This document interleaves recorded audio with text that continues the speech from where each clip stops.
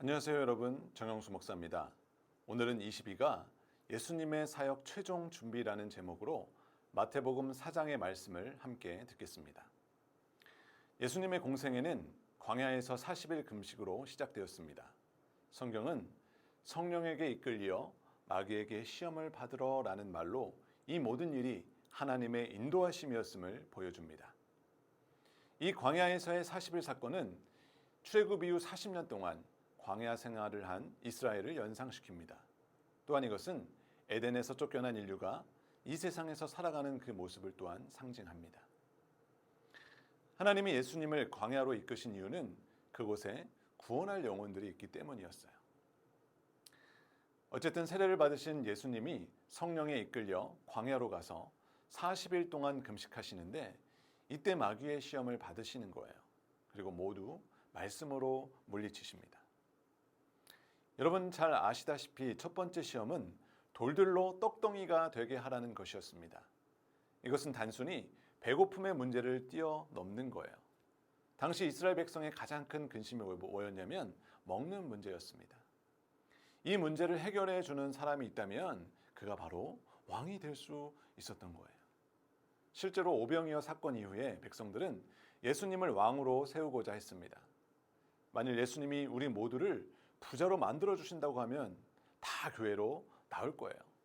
하지만 예수님은 그러지 않으셨습니다. 두 번째 시험은 성전 꼭대기에서 뛰어내려서 천사들을 동원하는 그 이적을 선보이라는 것이었습니다. 예수님은 공생애 기간에 수많은 이적을 보여주세요.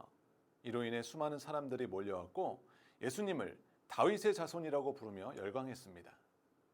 예수님이 이적을 통해 우리 문제를 다 해결해 주신다면 여러분 사람들은 모두 교회로 몰려올 것입니다. 그러나 예수님은 그렇게 하지 않으셨어요. 세 번째 시험은 마귀에게 경배하면 천하 만국과 그 영광을 다 주겠다라는 것이었습니다. 하지만 예수님은 오직 하나님을 경배하고 섬기겠다고 하세요. 이는 하나님이 걸으라고 하신 길, 즉 베들레헴에서 나셔서 나사렛의 목수의 아들로 자라서 십자가에 달리시는 그 길을 순종하겠다라는 뜻입니다. 결국 하나님의 뜻대로 예수님은 십자가에 달려 죽으십니다. 이 길이 하나님 나라를 성취하였고 예수님을 영화롭게 하였습니다. 사단은 예수님을 시험하였으나 결국엔 실패합니다. 예수님을 시험한 사단은 지금도 교회와 성도들을 시험하고 있습니다. 돈을 많이 벌어서 하나님께 영광을 돌려야지. 삶의 고난을 해결하는 기적이 일어나면 복음 전도에 효과가 있을 거야. 높은 자리에 오르면 더 영향력 있는 삶을 살 거야. 여러분 이것은 전부 물질주의, 은사주의, 기독교 실용주의입니다. 여러분 우리가 주의해야 할 것들이에요.